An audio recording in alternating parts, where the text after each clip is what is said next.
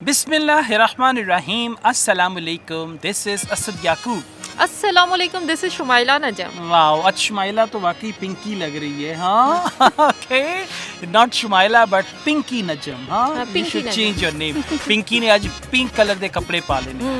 हाँ जी, शुमाइला, आप मुझसे भी थोड़ी देर पहले ना हम लोग डिस्कशन कर रहे थे कि आजकल जो है वो IELTS में EOR के केसेस हाँ का EOR ना? के हाँ केसेस जी। का कि बैंड स्कोर जो है स्टूडेंट्स का कम आने की रेशियो ज़्यादा हो गई है और EOR के केसेस की सक्सेस रेट जो है वो बढ़ गया है। अच्छा सर, इसमें ना एक और चीज़ भी है, ये EOR पहले आप ना ये बताइएगा एग्जैक्टली ये है क्या। ठीक है। ठीक है ना, उसके बाद फिर हम डिस्कस करेंगे कि ये क्यों रिजल्ट कम और ज़्यादा हो रहा है और All क्या right. इसकी मिथ है या क्या Alright, स्टोरी है। बिल्कुल ठीक है। देखिए, सबसे पहली बात ये है कि EOR इंक्वायरी ऑन रिजल्ट्स, मतलब ये कि जब आप अपने रिजल्ट से सेटिस्फाइड नहीं है। बड़ा प्यारा मौसम है ना, कितना अच्छा winter evening and all that. अच्छा, आप अपने रिजल्ट से सेटिस्फाइड नहीं है, आपको लग रहा है कि कौनो फिरकी ले चुका है तो अब मुझे देखना ये है कि री-एवैल्यूएशन अप्लाई करनी हाँ है। जी। तो री-एवैल्यूएशन को IELTS की लैंग्वेज में कहते हैं जी inquiry on results, Okay. EOR। अच्छा, अब ये इंक्वायरी ई वाला है, ठीक है। इंक्वायरी आई से भी बनता है, ये ई वाला है, इंक्वायरी ऑन रिजल्ट्स। अच्छा, होता क्या है कि अनफॉर्चुनेटली इंक्वायरी ऑन रिजल्ट्स की अच्छी खासी एक फ़ी है, वो फ़ी आपने पे करना होती है। उसके बाद वो क्या करते हैं, आपके रिजल्ट को एक सीनियर एग्जामिनर को देते हैं कि भाई पहले अगर छोटे ने चेक किया तो हुन वड्डे हाजी साहब, वड्डे सरदार जी जेड़े ने वो इन्हू चेक करेंगे। ठीक है, तो वो फिर उसको जब चेक करते हैं तो उसके बाद फिर जो है वो देखते हैं कि क्या इसका यही बैंड स्कोर होना चाहिए। अब शुमाइला, एक चीज़ और भी है, लोग डरते हैं EOR में बैंड स्कोर कम ना हो जाए। हाँ जी। EOR में दो ही काम होते हैं, या तो आपका बैंड स्कोर बढ़ता है या जो है वही रहेगा, उससे कम नहीं होगा। अच्छा। अगर नए एग्जामिनर ने काम कर भी दिया ना तो वो फिर भी उसको कम नहीं करेंगे, या तो वही रहेगा या वो उससे ज्यादा बढ़ा हो जाएगा। देंगे, ठीक है। और असद, ये जो EOR है, अब जैसे हम लोग एक बार अप्लाई करते हैं, फॉर एग्जांपल सक्सेसफुल नहीं रहता, तो इसको कितनी दफ़ा अप्लाई कर सकते हैं या सिर्फ एक ही बार EOR होता सिर्फ है? एक दफा के लिए होता है। अच्छा। हाँ, ये तुसी आपदे पैसे हराम करने ने तो जिन्नी वरी मर्जी अच्छा करी सर, जाओ। एक और क्वेश्चन पैसों से ही मुझे याद आया, जब EOR के लिए अप्लाई करते हैं, फॉर एग्जांपल आपका EOR सक्सेसफुल रहा है, ठीक है, अब क्या वो आपके पैसे रिटर्न हो जाते हैं या फिर वो हाँ, पैसे ये गए? बहुत इंपॉर्टेंट क्वेश्चन है। सबसे पहले तो ये है कि कैसे पता चलेगा कि EOR सक्सेसफुल है। देखेंगे, पहला EOR का जो प्रोसीजर है वो चलता है 21 डेज तक, मतलब 4 डेज टू 21 डेज तक का ये पूरा प्रोसीजर है। और उसमें बाज़ ये होता है कि 4 डेज में ही रिजल्ट आ जाता है। अच्छा। बाज़ ये होता है कि 21 डेज तक ही जाता है। ठीक है। अच्छा, अब अगर तो आपका बैंड स्कोर चेंज होता है, जो कि अक्सर केसेस में अगर आप वाकई डिज़र्व करते हैं, आपको वाकई लगा कि मेरा, और सिर्फ अप्लाई करना ही, हम बाद में डिस्कस करते हैं किस किस मॉड्यूल पे अप्लाई ठीक करना है। है। अच्छा, तो उससे क्या होगा कि आपको ना ऑनलाइन जब आप रिजल्ट चेक करेंगे तो वहाँ पे लिखा होगा EOR सक्सेसफुल। अच्छा। जब भी लिखा हो EOR सक्सेसफुल, इसका मतलब है मुबारक, अच्छा। बैंड स्कोर आपका बढ़ गया। फिर जब आपको प्रॉपर वो आपसे पुराना TRF मंगवा लेते हैं। अच्छा, इस पे भी बहुत लोग डरते हैं हाँ। कि जी हम अपना पुराना भी रिजल्ट दे देंगे तो फिर हमारे पास क्या हाँ, रहेगा? वही ना, वही डरते हैं कि सी पुराना TRF दवांगे तो नवा आएगा नहीं, पुरानी बीवी दे के नवी ले लो, वो नवी भी पुरानी होंदी है लेकिन और किसी नवी भी और बाद वास्ते में होंदी पुरानी हो जाती है। हाँ, वो भी पुरानी हो जाती है, या थोड़ी पुरानी किसी दी नवी, किसी दी नवी थोड़ी पुरानी। हम EOR की बात कर और रहे नए थे। पुराने की ही डेफिनेशन है। शुमाइला, मैंने एक दफा अपना मोबाइल बेचा और एक मैंने नया मोबाइल लिया, सेकंड हैंड बेचा पुराना, और नया जो लिया वो भी सेकंड हैंड लिया। तो जो मैंने सेकंड हैंड लिया वो किसी का पुराना था, मेरा नया था। जो मैंने अपना पुराना बेचा वो किसी का नया था, मेरा पुराना था। और ये तो साइकिल चलता जा रहा, रहा है। हाँ, लाइफ साइकिल जेड़ा जो है ना। तुम्हारी नवी है वो किसी दी पुरानी होएगी। समझते तुसी गई होवोगे कि जी वो दो लड़का लड़की ना आपस में मिल रहे थे एक पार्क में, लड़के का दोस्त गुजरा पास से, लड़का घबरा गया तो उसको कहता है नहीं यार एहो जी कोई गल नहीं है, मेरी कज़न है। तो वो जो लड़का देख रहा था ना दोनों को, कहता अच्छा पिछले साल है मेरी भी कज़न सी।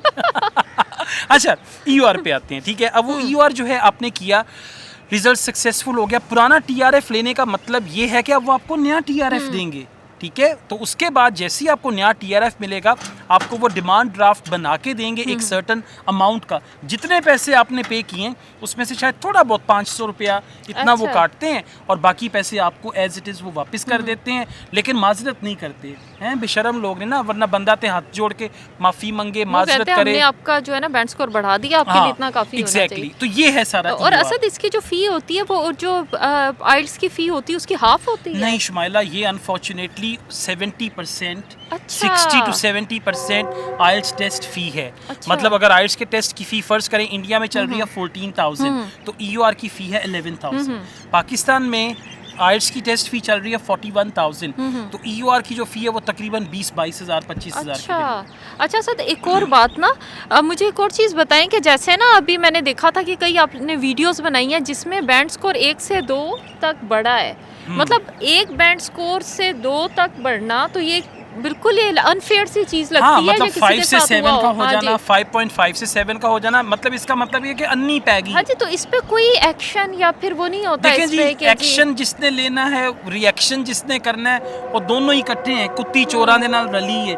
मतलब जब चोर आते हैं तो कुत्ती का काम है भौंकना, ठीक है। जब उसने नहीं भौंका, चोरों को देख के उसने कहा कि चल लंघ जाओ तुसी भी, मन्नू भी हड्डी पा दो, तो क्या मतलब है इसका कि कुत्ती चोरां दे नाल रली है। कहीं ना कहीं कुछ ना कुछ तो चल रहा है ना, ठीक है। एक्शन किसने लेना है? मतलब एक काम चल रहा है, ठीक है, सब कुछ है, टैक्स वो लोग पे कर रहे हैं, हमारी गवर्नमेंट्स खा पी रही हैं उनसे, तो उनको क्या लगता है कि जी ठीक है। अच्छा, अब ये है कि EOR, जी जी आप कुछ पूछना चाह हाँ, रही मैं हैं? पूछना ये चाह रही थी कि ना, मैं अब इस तरफ आना चाह रही थी कि EOR के सक्सेस की रेशो क्या है? ऑलराइट, देखिए EOR के सक्सेस की अपनी कोई रेशियो नहीं है। अच्छा। मैंने जैसा कि पहले बताया, अगर तो वाकई ही आपका स्पीकिंग का टेस्ट अच्छा हुआ, आपको लगा कि ये एग्जामिनर की नेग्लिजेंस है, और मैंने जब अपना इंस्टीट्यूट में दिया था मॉक टेस्ट, वहाँ पे मेरा कभी 6 से कम नहीं आया था, 5 बैंड तो मेरा हो ही नहीं सकता, पहली बात। दूसरी बात, आपके राइटिंग और स्पीकिंग के बैंड में फ़र्क ज़्यादा है। अच्छा। कि आपका राइटिंग में 6.5, स्पीकिंग में 5, राइटिंग में आपका 5, स्पीकिंग में 6.5, या राइटिंग में 6.5, स्पीकिंग में 5। तो जब आपको बैंड स्कोर ज़्यादा है और आपको ये भी श्योर है कि मेरी परफॉर्मेंस बहुत अच्छी थी, इतनी बुरी मेरी इंग्लिश नहीं है, फिर आप अपने आप को कंपेयर भी कर रहे हैं कि आपके किसी दोस्त का बैंड अच्छा आया, आपका नहीं आया, ठीक है। होता क्या है, ये नेग्लिजेंस है एग्जामिनर की, सीधी सी बात है। मतलब ये किसी और की नेग्लिजेंस नहीं है। एट दी एंड बेशक IELTS जितना मर्जी बड़ा टेस्ट है, जो चेक करने वाला है वो एक ह्यूमन बीइंग है। उसने स्क्रीन पे राइटिंग को चेक करना है, लिसनिंग स्पीकिंग को उसने जो है ना बातचीत करके चेक करना है, तो उनसे बाज़ का गलतियां हो जाती हैं। लेकिन असद, गलती होती है कि जैसे आपका 0.5 का फ़र्क आ गया तो समझ आती है बात कि चलो हो जाता है कि हर बंदे का अपना स्टाइल है चेक करने का, लेकिन जब 2 बैंड स्कोर बढ़ते हैं फिर वो गलती की गुंजाइश रहती वो नहीं फिर पता है। है क्या है, वो फिर यहीं से तुम्हें शक पड़ता है, यहीं से शक पड़ता है कि जानबूझ के लोगों को कम बैंड दिया जा रहा है ताकि आहो दुकान चले, लेकिन असल में ना कस्टमर्स बड़ा आएं इस and चीज all पे that। गुस्सा आता है कि एक तो आपने टेस्ट इतना टफ रखा हुआ है, हाँ, ठीक है, उसकी फी इतनी हाँ, ज्यादा रखी हुई और है, फिर भी स्टिल जो हम हाँ, लोग हैं उनके साथ आप खेल रहे हो एक तरह से एशियंस ना। के साथ हाँ, तमाशा है ना, ये कि IELTS उनको ज्यादा पता है जी पॉपुलर इनकी एशिया और अफ्रीका मजबूरी में है जाना, हाँ, तो इनको जो है तंग करो ज्यादा बिल्कुल से ज्यादा। बिल्कुल। तो बस, लेकिन पता है कि आप IELTS जी। के बगैर कोई चारा भी नहीं है। यही तो बात है। एक वो कहते हैं ना, एक स्टोरी में राक्षस होता है, वो एक ही राक्षस होता है, उसके बगैर स्टोरी भी नहीं चलती। तो अब ये IELTS ऐसी चीज़ है, इसको अच्छी तरह से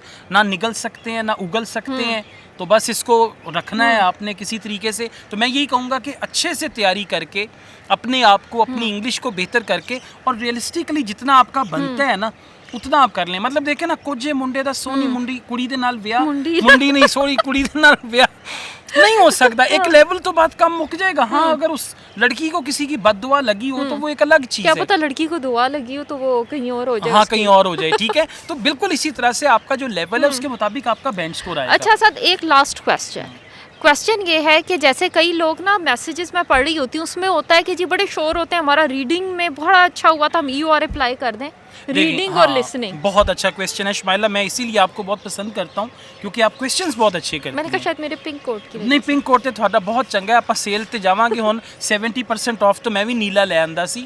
हाँ जी, ਆਪਾਂ फिर दोबारा रल के जावांगे। अच्छा सुने, अगली बात, आप क्वेश्चन की सी? क्वेश्चन मैं तो भूल गई। क्वेश्चन ये था कि जैसे ना लोग हाँ, कहते हैं कि लिसनिंग और रीडिंग पे। हाँ, अच्छा, में। अब सुने होता क्या है।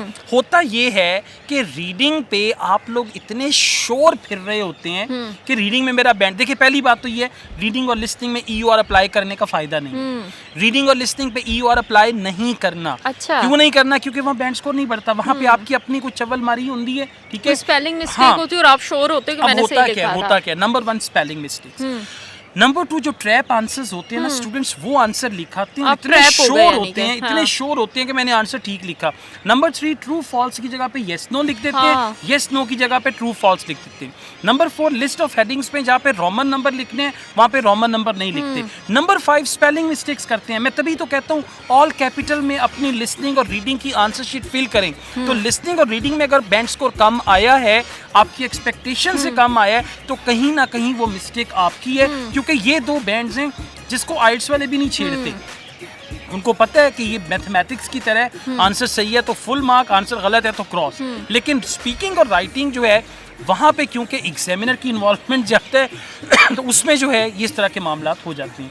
लेकिन ओवरऑल शमाइला मैं बात को कंक्लूड करूँगा, अगर आपको वाकई आइल्स का जो EOR है ना, EOR will never improve your band score that you deserve, that you desire certain band score. EOR will only improve your band score if you deserve, कि वाकई अगर आप डिजर्व करते हैं तो आपका बैंड स्कोर बढ़ेगा, वरना आपका EOR अनसक्सेसफुल हुआ तो फी गई। जब ऑनलाइन स्क्रीन पे लिखा हुआ आता है ना EOR अनसक्सेसफुल, इसका मतलब है आपका बैंड बच गया, बैंड ओहो, बढ़ा जो नहीं है, आपने बैंड पैसे बच दिए गया, थे वो भी पैसे भी गए, टेस्ट का वही रिजल्ट रहेगा। अब दोबारा भी टेस्ट करना है तो ये आपको डबल में पड़ेगा, तो सोच समझ के EOR आप अप्लाई अच्छा, एक और चीज़ है कि लास्ट में मैं एक बात कहूँगी कि ये मत सोचे, क्योंकि कई लोगों ने ना ऐसे मैसेज किया होता है कि जैसे कि अगर आप उनको पैसे दोगे वो आपका बैंड स्कोर बढ़ा देंगे। EOR में ऐसा कुछ नहीं होता है, तो पैसे जाया हो जाते हैं, तो वो कहते हैं कि जी ये तो गलत है बात, तो ये तो exactly. So all the best. इसके अलावा मैं ऑनलाइन आइल्स की क्लासेस लेता हूँ ऑल ओवर द वर्ल्ड, और ऑन कैंपस ये हमारा आइल्स का कैंपस है, हाँ royal ji. Palm golf and country club. अगर आप ऑन कैंपस क्लास लेना चाहें तो हमारा व्हाट्सएप का नंबर दिया हुआ है, उस पर आप रब्ता कर सकते हैं। असद याकूब और शुमाइला नजम को इजाज़त दीजिए। टेक केयर, खुदा अल्लाह हाफिज़। हाफिज़।